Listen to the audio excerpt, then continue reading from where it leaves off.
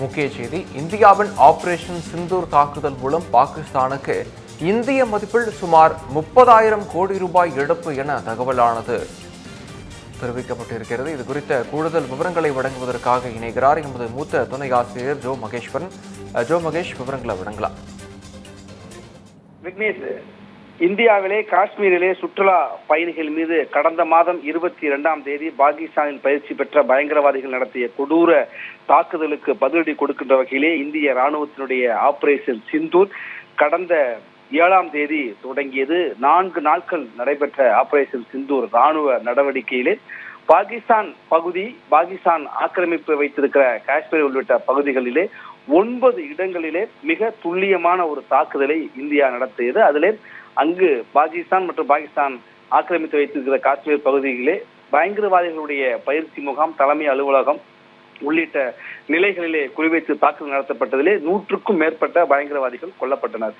அது அல்லாமல் பாகிஸ்தான் இந்தியாவினுடைய தரை வழியாகவும் வான்வழியாகவும் அத்துமீறி தொடர்ந்து தாக்குதல் நடத்தியது. அதற்கு பதிலடி கொடுக்கின்ற வகையிலே 8, 9 தேதிகளிலே இந்தியாவுடைய விமானப்படை பாகிஸ்தான் பகுதிக்கே சென்று தாக்குதல் நடத்தியது. குறிப்பிட்டு சொல்ல வேண்டும் என்றால் மிக முக்கிய ராணுவ தளமாகவும் விமானப்படை தளமாகவும் இருக்கிற நூர்கான் விமானப்படை தளத்திலே இந்தியாவினுடைய விமானப்படை மிக துல்லியமான தாக்குதலை நடத்தியது. அதிலே அந்த விமானப்படை தளமும் ஓடுதளம் எல்லாம் மிகப்பெரிய சேதத்தை அடைந்தது. ராணுவ கட்டமைப்பிலே மிகப்பெரிய சேதத்தை ஏற்படுத்தியது. பாகிஸ்தான் வான்வெளி கண்காணிப்பு மற்றும் கட்டமைப்பு அந்த சிஸ்டமே முழுமையாக உடங்கியது. சேதமடைந்த சூழல்ல விமானப்படையும் மிகப்பெரிய சேதத்தை, அந்த பாகிஸ்தானுடைய ராணுவத்தை பொறுத்த வரைக்கும், பாதுகாப்பு படையை பொறுத்த வரைக்கும் அவருடைய முதுகெலும்பு என்று கருதப்படுகிற அளவிலே விமானப்படையின் முதுகெலும்பாக பார்க்கப்பட்டது F-16 ரக போர் விமானங்கள், அதுபோல JF-17 ரக போர் விமானங்கள். இதுல F-16 ரக போர் விமானங்கள்ல வான்வெளியிலேயே 4 இந்திய ராணுவம் தாக்கி முற்றிலுமாக அதை அழிச்சிருக்கு. அதே போல தரைவெளியிலே விமான தளங்களில் நிறுத்தப்பட்டிருந்ததை நாளை தாக்கி அழிச்சிருக்கு. கிட்டத்தட்ட 12 போர் விமானங்கள் தாக்கி அழிக்கப்பட்டிருக்கின்றன பாகிஸ்தானுடைய விமானங்கள். அதே போல ஆளில்லாத உளவு விமானங்கள், ட்ரோன்கள் சற்றேறக்குறைய ஒரு 1000 இந்த 4 நாட்கள் வந்தது. அவை எல்லாமே தாக்கி அழிக்கப்பட்டன. ஆனால் பாகிஸ்தான் இதை எல்லாவற்றையுமே மறுத்து, எங்களுக்கு எந்த சேதமும் இல்லை, இந்த தாக்குதல்ல போர்ல எங்களுக்கு தான் வெற்றின்னு பல இடங்கள்ல வெற்றி பேரணியை நடத்தியதும் பார்க்க முடிஞ்சது. மிகப்பெரிய அடியை அந்த பாகிஸ்தான் இந்தியாவுடைய இந்த பயங்கரவாதத்துக்கு எதிரான தாக்குதலில் பெரும் சேதத்தை, ஏன்னா பயங்கரவாதிகளை பாகிஸ்தான் தான், ராணுவம் தான் ஊக்குவித்து வளர்த்து அவர்களுக்கு அடைக்கலம் கொடுத்து வருகிறது. அதை நிறுத்தாதனால்தான் இந்தியாவுடைய அந்த தாக்குதல் என்பது இருந்தது. இந்த தாக்குதலை எதிர்கொண்டு அதனுடைய ராணுவ கட்டமைப்பும் பயங்கரவாதிகளுடைய கட்டமைப்பும் முற்றிலுமாக பெருமளவில் சிதைக்கப்பட்டு, பயங்கரவாதிகள் கட்டமைப்பு முற்றிலுமாக சிதைக்கப்பட்டிருக்கு. ராணுவத்திற்கு ஒரு பெரும் சேதம் ஏற்பட்டிருக்கு.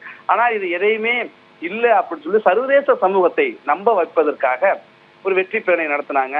பெரும் தோல்வியை சந்தித்த, பெரும் அடி வாங்கிய, ஒரு கையாலாகாத ராணுவத்தை கையில் வைத்திருக்கிற அந்த ராணுவத்தினுடைய தளபதியாக இருக்கிற, பாகிஸ்தான் ராணுவத்தினுடைய தளபதியாக இருக்கிற ஆசிம் முனீருக்கு ஃபீல்டு மார்ஷல் என்கிற ஒரு பதவி உயர்வையும் அந்த ராணுவம் கொடுத்தது. அது வேற ஒரு பார்வையும் அதுல இருக்கு. ஒரு ராணுவ ஆட்சி வரப்போதாங்கிற அந்த சிந்தனைலாம் இருக்கிற நாம இந்த விஷயத்துக்கு வர்றப்ப இப்படி உலக நாடுகளை நம்ப வைப்பதற்காக எங்களுக்கு தான் வெற்றி என்று சொல்லிக் கொண்டிருந்த பாகிஸ்தான் ராணுவத்திலேயே பொய் பிரச்சாரத்தை, முகமுடியை கிழிக்கின்ற வகையிலே இப்போது வந்திருக்க தரவுகள் சொல்லுது.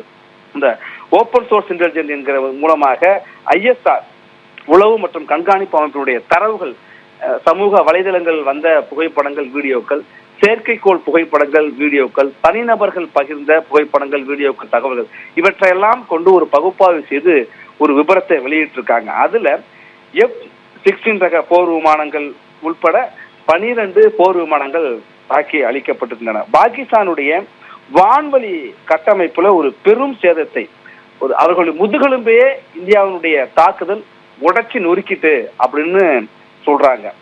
அந்த வான்வழி தளத்தில் இருக்கிற கட்டமைப்பு, கண்காணிப்பு கட்டமைப்பு, கட்டளை கட்டமைப்பு எல்லாம் முற்றிலுமாக சேர்ந்திருக்கு. 6 ஆளில்லாத போர் விமானங்களை அவர்கள் இந்தியாவுடைய ஆபரேஷன் சிந்தூர் ராணுவ நடவடிக்கை மூலமாக அந்த கட்டமைப்பே முற்றிலுமாக சிதைந்திருக்கு. குறிப்பிட்டு அதுல சொல்லணும் அப்படின்னாக்கா, பாகிஸ்தானில் இருக்கிற அந்த வான்வழி பாதுகாப்பு கட்டமைப்பு மட்டுமே 524 பில்லியன் அமெரிக்காவுடைய பில்லியன் டாலருக்கு மேல சேதம் ஏற்பட்டிருக்கு. தரைவழி கட்டமைப்புல மட்டுமே சற்றேறக்குறைய $99 மில்லியன் இந்த ராணுவ தரைவழி கட்டமைப்பு சிதைஞ்சு பெரும் சேதத்துக்கு உள்ளாகி இருக்கிறது.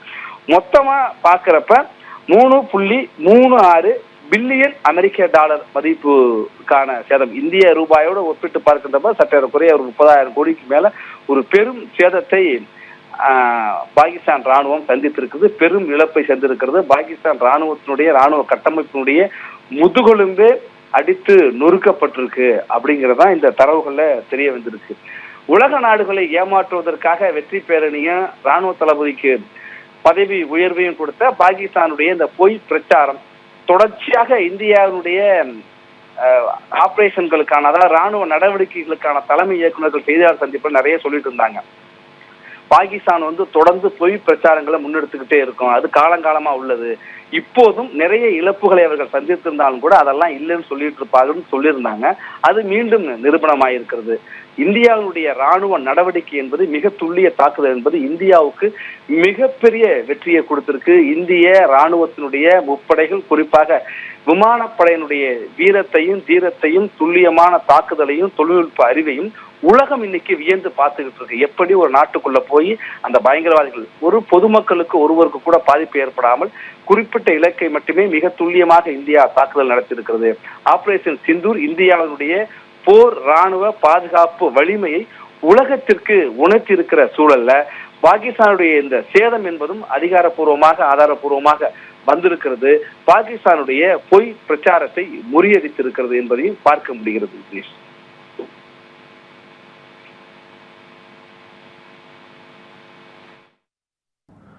விரிவான விவரங்களை வழங்கியமைக்கு நன்றி ஜோ மகேஸ்வரன்.